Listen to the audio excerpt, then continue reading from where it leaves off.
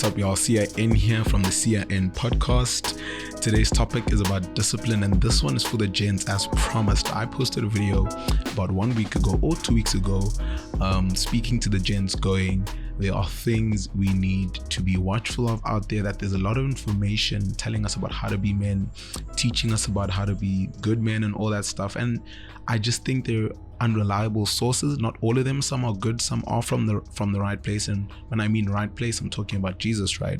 And so what I'm here to do is give us some real tips and practical things about your life, intimate things that you can do that are going to start your journey of how to be a good and godly man who can bless people, and you yourself can feel like, okay, cool, I'm walking from a place that isn't a burden on my shoulders.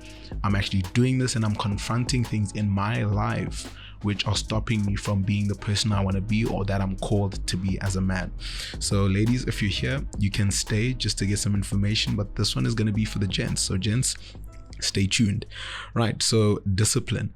So for me, the Lord's been taking me on a journey of discipline for quite a bit now, and so this really comes from a place of, I made the decision a few months back to be like, okay, cool. In fact, it was a few years ago, but really the manifestation or the outworking of this started this year, really, where I've been going on a journey where the Lord has been taking me through things and disciplining me and really kneading the dough and getting in there right in the middle to work things out in my life and to bring about fruit in my journey and take me through the valley and the mountain all at the same time. So we're going to talk about discipline. Now, the reason why discipline is such an important thing to be a good man and to be a man who's a blessing to the people around him, within his space and around him, is that men are always going to be leaders. Men were called to lead. We are leaders, and this means you can either be a good leader or a bad leader. And a good leader doesn't need to use his words to portray what he wants to portray. His works are going to be enough to lead people, right? And if men are always going to be leaders, and if we're called to be leaders, at least before Jesus comes back, then we have to understand what we need to do to get on the journey to become this good leader, to be this person who's a blessing to the people around them. And so if we read 1 Corinthians, right? 1 Corinthians 9:27, but I discipline my body and I bring it into subjection, lest when I've preached to others, I myself should become disqualified. So basically what's being said there is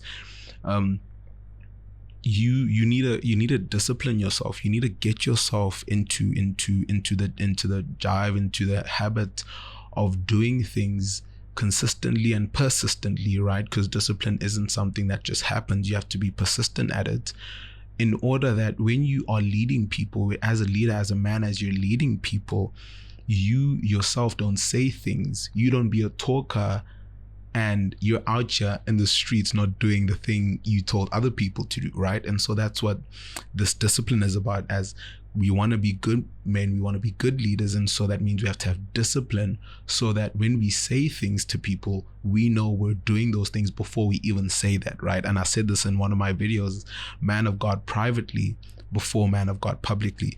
So how this connects to us, gents, is that we have career dreams. We want to be people, and we want to be known for good things. We want to be known as good musicians.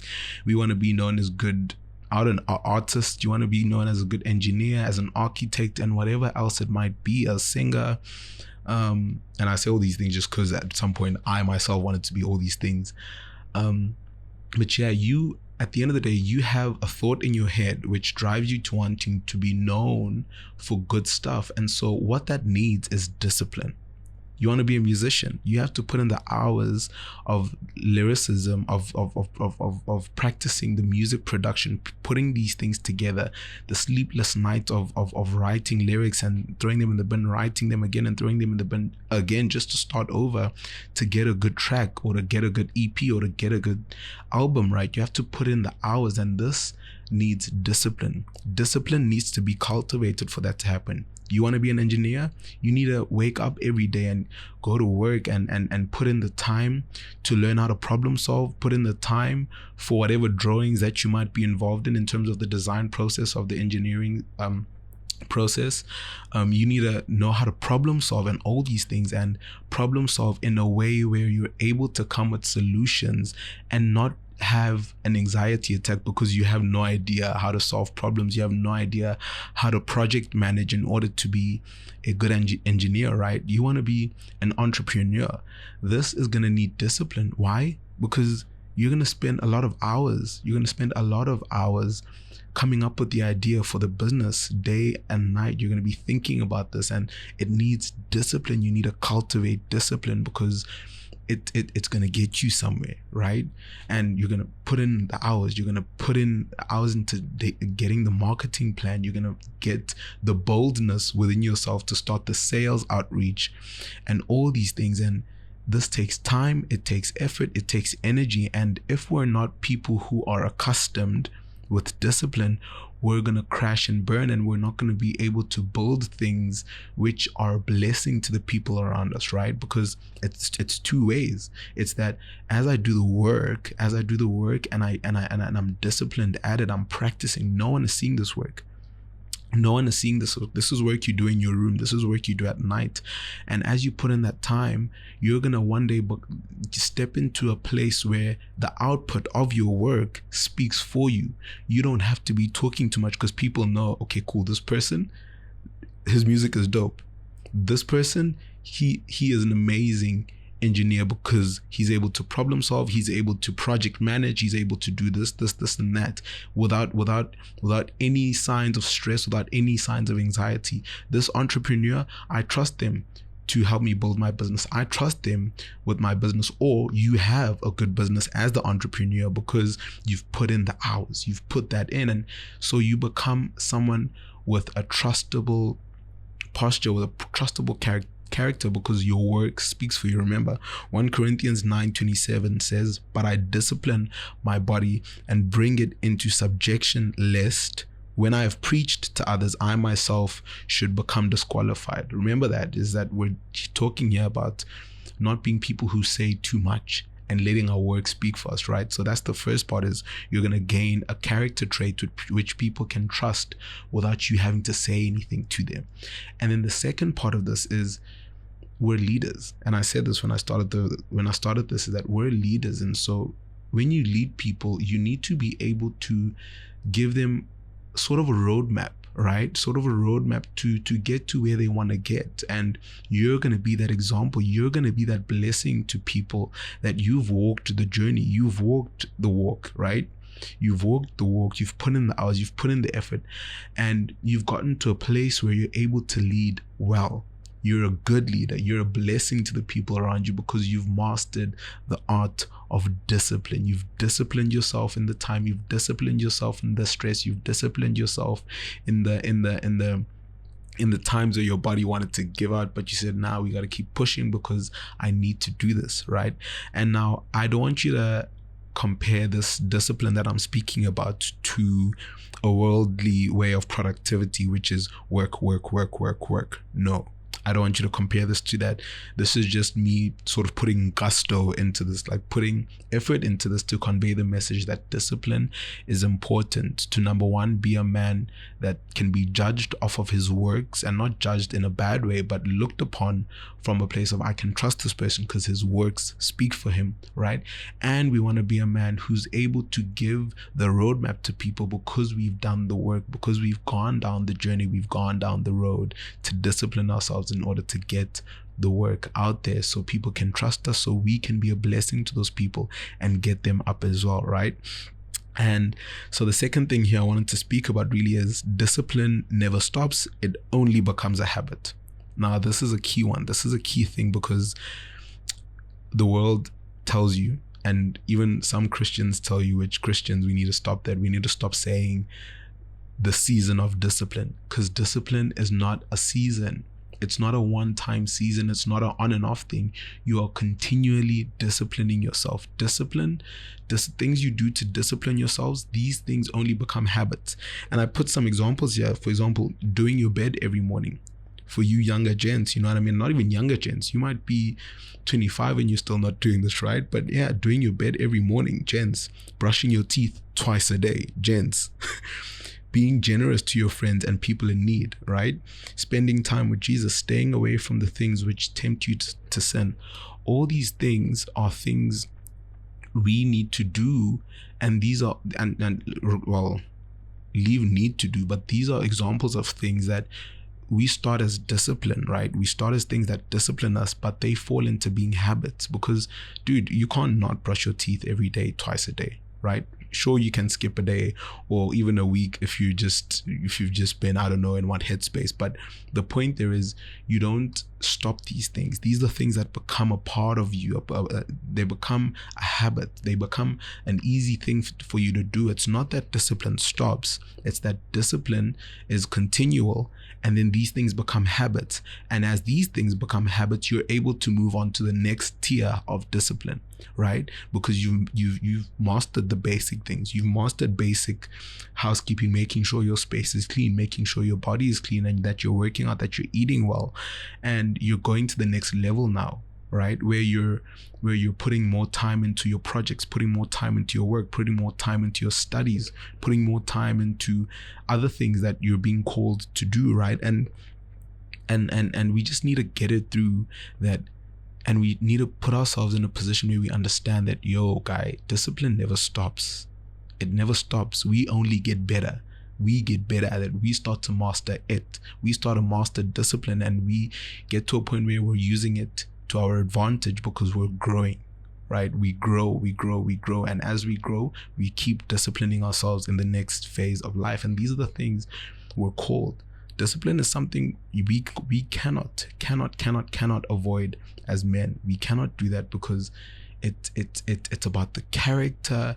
It's about the work that needs to be done. It's about being a blessing to people. It's about you as well. Because as a man, I've noticed in my life that the when I've stopped disciplining myself, when I've realized that when I thought, okay, cool, my season of disciplining is over, I don't have to do this anymore, that's when I backslide, right? That's when I go back to old habits, which take me back to square one, which sucks because I thought that discipline was something I had to do for a season, for a certain amount of time, but it's actually not. You need to keep going. You need to keep pushing. And it's not that it's always going to be a push.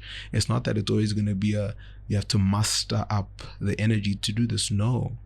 Remember, the example here is Jesus. Jesus disciplined himself. Jesus would always heal people. And I'm not saying this was difficult for him, but I'm also not saying it was easy for him because he was a human, right? Jesus constantly spoke to his Father. Jesus was constantly in prayer, constantly praying and speaking with God, constantly taking time away from his disciples, time away from his people to go seek God and to go pray with his Father. He was constantly healing people, right? Even when he was tired, dude, he was tired late at night, he was healing people. He was doing this, and this was a habit for him. This was discipline almost for him, right? And yeah, gents, it's just important that we realize that there's no end to discipline. We get better. It's just like the gym. When you start to go to the gym, the hardest part of it is the beginning. Because why? Because why? But the reason for that is because you've never, or at least I'll take it that you haven't had a short time between the last time you worked out and now when you're coming back. So it's going to be difficult for you to get right in there and start lifting weights like all the other gym bros. No, so it's not going to be easy. It's going to be difficult. And so you need to discipline yourself. You need to come and figure out how you work, how it works for you, and the way you can do it the best you can without making it a heavy, without making it a burden. Right? Until you get to a place where gym is an everyday thing for you. It's normal to you. There's literally, you don't even think twice. You know, I'm going to the gym because why? Because I need to stay healthy. I need to stay healthy, and I like it. It helps me focus. My mind is more sharp because I'm going to the gym. My body feels good. I'm able to wake up to do the things I need to do. And these are all the things we need to take care of for the younger guys. It's the things I said earlier, as doing your bed every morning, brushing your teeth twice a day, being generous to your friends and people in need, spending time with Jesus. That's a big one. We need to discipline ourselves in these things because if we don't have that foundation, we can't get to the next level. right? Remember, we get better. Discipline never stops. Discipline becomes habit. So we can get to the next level where we keep going and we keep going. And another thing here, which I had, was I'm also being disciplined by the Lord. And I really wanted to share that because I don't want to come here and speak about discipline and speak about all of this and act like I have it under wraps and I'm good and I'm out here mastering this thing. Nah, this is something the Lord has been working in me, and I'll tell you what he's been doing. He's been working on my diet, right? My diet is a big one because I was trying to lose weight and I was trying to work out, but he said, you can't do that because your diet isn't aligned with what you're doing. Right. And so he's been working on my diet, and it's been difficult, but I've been listening to him and I've been trusting him. And now it's becoming easier. Now I subconsciously make decisions about what I will eat and what I won't eat. Right. Because it's a discipline thing. I am getting better. He's disciplining me through working out. He's wanting me to take care of my body, and which everyone is called to do that, just by the way. But he's disciplining me and working out me personally. He wants me to honor my parents more. So I've been really watching the way I interact with my parents. I've been trying to keep up with the things they want me to do and just follow the house rules and all that stuff, and just be a good son to them and be able to live with my parents well without any issues, and just really honoring my parents, giving them the respect that's due to them, being grateful to them for the things they support me in. Another thing is being content in being single. Right, your boy is single, and that's another thing he's been helping me out with, is he's disciplining me in being content in that, and being content in being single. Because when you're single as a gent, it's easy for you to have a wandering eye and look at all the girls around you and really consider them as options, right? But he's been saying, nah, I want you to be content in the season because there's things to work on. I need to discipline you, right? Because what's the goal? The goal is to be a good and godly man who's a blessing to the people around him and within yourself, that you feel lighter, that you feel like you can do the things the Lord has called you to do, that you have a ground and a strong foundation so you can be a blessing to the people around you, right? And the last thing I really wanted to speak about is it's a journey. It's a journey. Enjoy it with Jesus. It's a journey, guys. This whole thing, becoming a good and godly man who's a blessing to the people around him, is a journey. It's a journey with Jesus. There's no other way where you can be more consistent and more results bearing, and not for the sake of results, but for the sake of when you do it with Jesus, you take off the limit. Think of a water bottle, and my co-host on the Kitchen Talk podcast apps always says this. He always says, people think having Jesus in their lives is like putting a bottle cap on the cap and limiting the bottle and how much it can take. Whereas no, they have it wrong. When you put Jesus in what you're doing, you're taking off the limit, you're taking off the cap, and he's going to overflow. He's going to put the overflow there, and you're going to see the bottle just not being able to contain all the water it has. And what's that similar to? That's similar to what the goal is here. To be a good and godly man who's a blessing to the people around them. Because when you're with Jesus, you bear fruit which people are able to eat from. And that's where this is coming from, is we need to be people who are bearing fruit that other people can eat. Because we need to bless people. That's what we're called to do. We're called to love people. We're called to love God. We're called to love other people. And so enjoy it. It's a journey. You know, it's going to feel hard when you start. It's definitely going to feel hard when you start, but that's the whole thing. I always say, what a good life this Christian life is. Why? Because it's a lot of things, which is me, the things I'm trying to unlearn, the things I'm trying to learn. But the reason why it's so good is because you have someone who's reliable, consistent, and with you always, helping you, which is Jesus and his Spirit and the Father. And so it's a journey. Just enjoy it. Take your time. Don't beat yourself up, because it's discipline. You're going to learn how to not beat yourself up. You're going to learn how to honor your parents. You're going to learn how to do your bed every morning without being negative about it, you know? You're going to learn all these things, and And it's going to be harder learning these things without Jesus. Trust me that, because you're going to rely on your own strength. You're going to rely on the people around you. You're going to rely on the world, and people around you aren't consistent. And that's not a bad thing, but you shouldn't rely on the people around you as much as you rely on Jesus. The world gives you a lot of things, dude. It gives you a lot of information from bad places, and it's just not consistent. It's not consistent, and it doesn't bring fruit. Right? And so you really need to place yourself in a position where the things you're doing, the time you're investing into your life, and the time you're investing into getting things right and all that stuff is put in the thing that will actually return your investment. The more time you spend with Jesus, the more you'll start seeing fruit in your life. It's a return on investment. If you invest in Jesus, he's gonna return that investment running over. It's gonna be running over. You're not gonna be able to contain the blessing because it needs to reach other people. So gents, that's been discipline. It's a key part to becoming a good and godly man who's a blessing to him and the people around him. So yeah, gents, this is Siya.N here from the Siya.N podcast. I'll be seeing you guys on the next one. Stay tuned and ask me questions if you have any. Cheers.